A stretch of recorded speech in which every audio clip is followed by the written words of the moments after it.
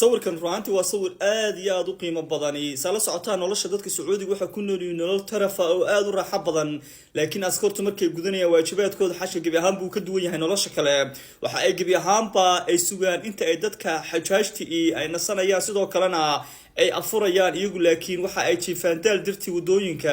halkaas oo roogiyo waxba toon u oolin si ay u muujiyaan run ahaantii waajibkooda kaga aadan shaqada ay waqti xaadirkan hayaan sawirkan arkaysaa waa dhammaan askar Sacuudiyaan oo jiifaantaal dirtii si ay u nastaan xujaajta arkaysaa una afuraan iyaga oo waqti siinaya laakiin sala socotaa Sacuudiga marka caadiga dadku ugu nool yihiin nolol taraf ku nool yihiin guriyo raaxo badan cuntooyin qaaliya iyo nolol qaali laakiin ay gabi ahaanba ka duwan tahay ma sha Allah tabarakallah qof kasto arko run ahaantii uu ku farxaya shaqada quruxda badan ee hayaan askartani sala socota maalin dhaweed in qiso la yaab leh xaramka ka dhici gaadhay kadib markuu nin iska soo tuuray dabaqa sare ka bacdina oo askari Sacuudiyaan uu naftiisa run ahaantii ku haligay sidoo kalena uu badbaadiyay run ahaantii askartani waxa ay mudan yihiin in loo duceeyo sababtoo ah way mutaysan salaam